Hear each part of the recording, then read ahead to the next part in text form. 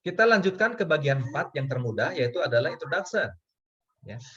Jadi bagian introduction ini diawali dengan hal yang umum, yang mudah dipahami. Ya. Dan diakhiri dengan hal yang khusus yang menjadi fokus riset yang dilaporkan. Jangan sampai kita langsung to the point, gitu ya, dalam introduction. Kenapa? Karena introduction ini kita mengantarkan seseorang menuju ke diskusi yang tadi itu ya, menuju ke diskusi. Ya, sehingga di situ kita coba samakan dulu persepsi orang terhadap hasil kita. Makanya kita ceritakan yang umum-umum dulu, dengan asumsi yang umum itu yang mudah dipahami oleh pembaca. Nah, pembaca memahami ini nih, gitu ya. Jelaskan dulu yang umum. Nah, setelah yang umum itu dijelaskan, baru kita masuk ke fokus riset. Sehingga ada alur di situ ya, alur pemaparan. Bagian yang umum ini berisi informasi pentingnya topik riset dikerjakan biasanya. Jadi riset ini diperlukan misalnya begitu ya untuk menyelesaikan masalah yang ada di Indonesia gitu ya. Di mana masalahnya adalah data longsor ataupun kejadian longsor yang sulit diprediksi ya kapan ataupun di mana lokasinya atau waktunya. Nah, begitu ya. Jadi disampaikan oleh kita bahwa itu ke situ arahnya nanti itu. Gitu ya. Kemudian di sini di bagian introduction ini ada kelonggaran untuk merefer pekerjaan-pekerjaan kita sebelumnya yang ada kaitannya dengan topik yang dilaporkan. Ini kesempatan buat kita. Kalau kita memang memerlukan mensitasi pekerjaan kita sebelumnya di sini dimasukkan. Ya, tentu saja dengan paper-paper lain pun masuk di sini. Gitu ya, bahwa paper yang siapa begitu ya mengerjakan apa gitu ya. Jadi ada short study literatur itu bisa masuk ke bagian introduction, bagian penjelasan. Ya. Jadi tolong bedakan dengan penulisan tesis dan disertasi ya. Kalau disertasi kan ada khusus mengenai studi literatur, gitu ya. Nah, di paper itu tidak ada, tapi bergabung di sini, begitu ya. Pada saat kita menjelaskan riset kita, begitu ya, itu kita refer ya pekerjaan-pekerjaan yang dikerjakan oleh orang lain ataupun paper-paper lain. Nah, di dalam penulisan pendahuluan ini, di bab pendahuluan ini ya, itu ada struktur yang umum. Yang pertama, strukturnya itu hal menarik dalam riset yang perlu dilaporkan, itu bagian pertama itu. Ya, biar begitu pembaca itu membaca introduction, itu langsung tertarik lah begitu ya. Tertarik, oh ini menarik ini, gitu ya. Oh, saya memang ingin tahu begitu ya, kejadian longsor itu bagaimana di Indonesia selama 10 tahun. Kan menarik gitu ya. Itu jelaskan di situ. Ya, di bagian pendahuluan. Kemudian hingga kini sudah sampai mana pemahaman orang tentang topik tersebut? Ya, diberikan narasi di situ. Oh, terkait dengan longsor itu seperti ini. Dan sampai saat ini keilmuan ataupun paper yang ada saat ini atau penelitian sampai saat ini itu belum diketahui mengenai densitas kejadian longsor selama 10 tahun itu misalnya begitu ya. Bagian mana saja yang paling sering terdampak longsor begitu ya, bagian mana yang jarang. Nah, ini disampaikan di sini bahwa yang terbaru penelitian itu dilakukan oleh si Anu, begitu ya hasilnya seperti ini. Itu bisa masuk di sini. Nah, kemudian masalah apa yang ada dalam topik tersebut? Ya, yang kita ambil ini topik risetnya, ada masalah apa sih sebenarnya di situ? Ya, intrusi air laut, misalnya begitu ya, itu masuk di situ. Kejadian longsor, itu pun masuk di situ. Ya. Kemudian apa yang dilakukan untuk menyelesaikan masalah tersebut? Ya, itu mulai dimasukkan di situ. Tentu saja kan bukan metode di sini kan ya. Jadi metode pun masuk di sini. Ada narasi ke arah metode.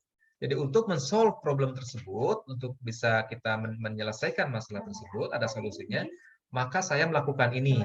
Ya, ini disampaikan di bagian introduction ini. Ya. Ya, ini poinnya, ini contoh-contohnya. Ya, hal menarik dalam riset yang perlu dilaporkan, tidak ada manfaat melakukan riset topik-topik yang tidak menarik dan tidak bermanfaat. Tentu saja, ya. Jadi hal menarik itu yang kita kan melakukan sesuatu pasti menarik. Ya, kalau tidak menarik mah ya menarik dari sisi ilmiah tentu saja ya, bukan menarik hal lain ya. Bagi sisi ilmiah ini menarik, ada sisi keilmuannya di sini. Ya. Kemudian menarik bagi masyarakat yang bagi masyarakat dan bagi ilmu atau bagi ilmu sendiri ya. Bisa berdampak manfaat bagi masyarakat itu juga menarik. Ya, atau bagi keilmuan sendiri, bagi keilmuan oceanografi ini sesuatu sekali. Nah, itu sampaikan di sini. Ya, hal menariknya. Ya. Nah, kemudian ada tips di sini. Baca bagian awal introduction makalah orang lain yang berisi topik yang sama, cara cari bagian yang menarik, lalu Anda tulis ulang dengan hemat. Jadi di sini kadang jangan sampai berpikir, ini kan hal umum ya, saya copy paste saja dari paper yang sudah ada. Oh, jangan. Ya, itu namanya plagiat. Jadi tetap Anda kalaupun akan mensitasi orang lain, tetap dibaca. Bagaimana orang menjelaskannya, Anda pahami, lalu ketik ulang, tulis ulang. Ya, menurut bahasa sendiri pasti akan berbeda hasilnya daripada copy paste. Ya, baca, pahami, renungkan, baru tulis ulang. Ya, sebutkan sumbernya. Ya, jadi ini contohnya, ya, ini contoh dari narasi dari penulis, begitu terkait dari konten dari introduction-nya. Nah, kemudian ada trik di sini, ya, hindari copy paste, itu betul-betul namanya plagiarisme, ya, hindari copy paste.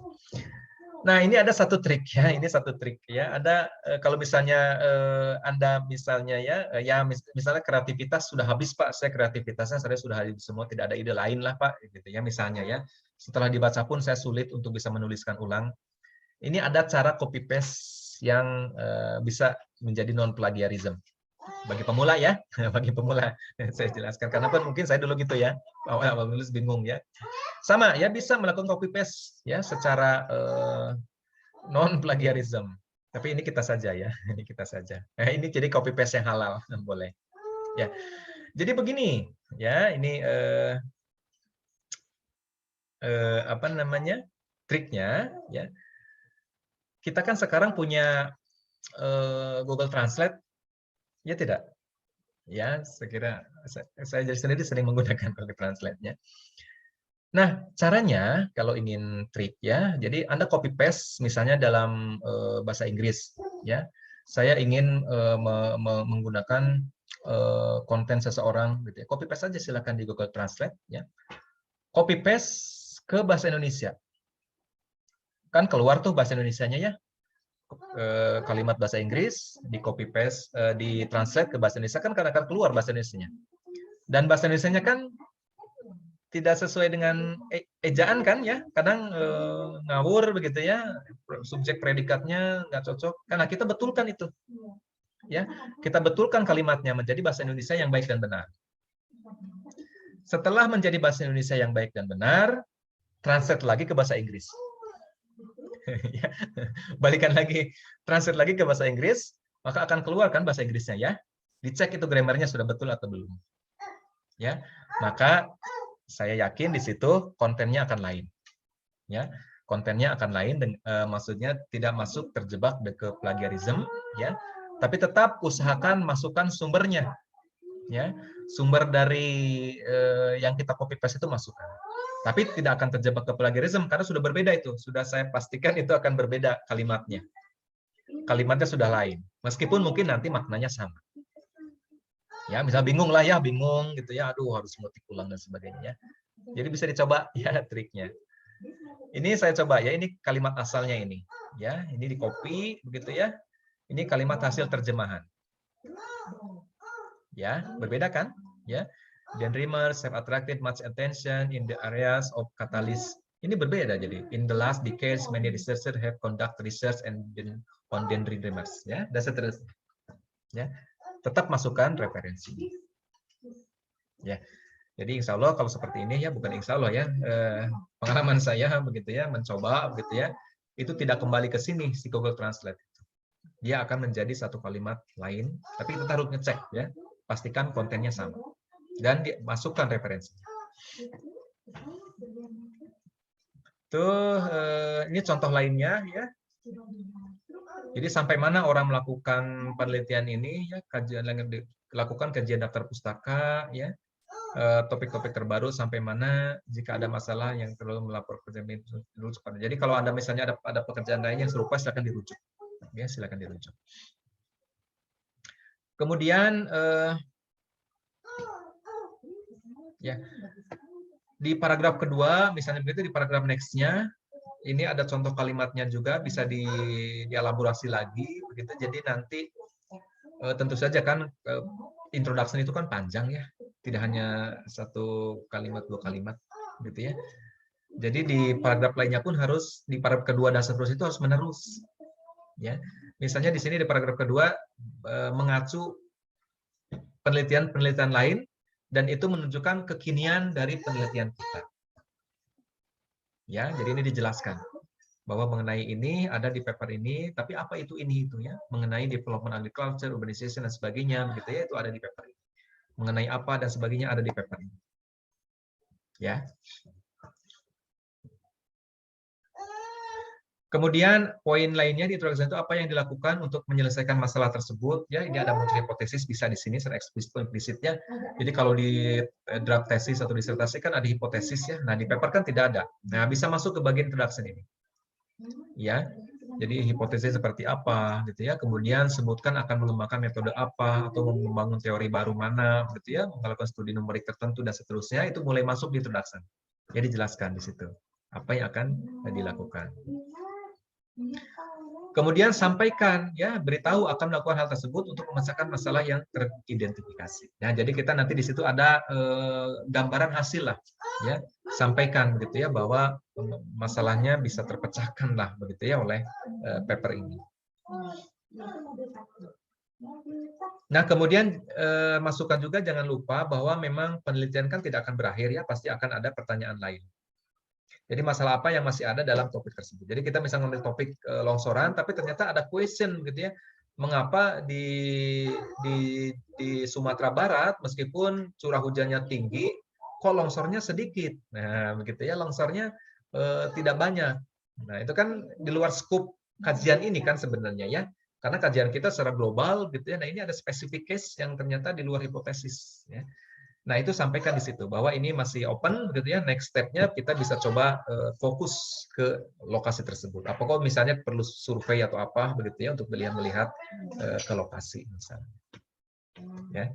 Nah, sehingga adanya problem-problem ini nanti akan bisa memunculkan penelitian-penelitian lain, ataupun kita bisa membuat paper baru nanti yang terkait yang problem yang belum terselesaikan. Atau orang lain akan menjadi ada ide, oh iya berarti di situ ada belum terselesaikan nih. Ini saya nih akan melakukannya nih. Nah, begitu ya. Jadi bisa membuka peluang ya bagi orang lain untuk melakukan riset di topik yang belum terselesaikan. Nah, kemudian pernyataan masalah ini sering diawali dengan kata-kata ini ya, penolakan ya, but, however, although ya dan seterusnya. Itu bisa membuat si pembaca itu ngeh begitu ya, bisa langsung oh iya, ada sesuatu yang berbeda ini. Nah, gitu ya, itu pun bisa menjadi tips ya untuk bisa masuk ke bagian introduction. Kemudian buat seperti agenda pemecahan masalah ya, jadi ada tipsnya lain, ini adalah apa namanya, ada pemecahan masalahnya di situ ya, buat seperti agenda. Jadi misalnya ini ada kalimat di sini, we try to detect and classify the water surface using spectra. Jadi metode ini begitu ya, mengakomodasi apa begitu ya, kemudian hasilnya seperti apa ya. Jadi sejenis ada agenda ya untuk memecahkan masalah ya. Tentu saja kan masalahnya harus terpecahkan kan ya di paper kita. Nah, di sini dijelaskan di bagian introduction. Baik, itu ya untuk introduction, jadi silakan nanti dicoba. Ya, dicoba minimal ya 4 paragraf atau lebih lengkap lagi, lebih bagus ya untuk bisa mengisi konten dari kerangka yang sudah dibuat.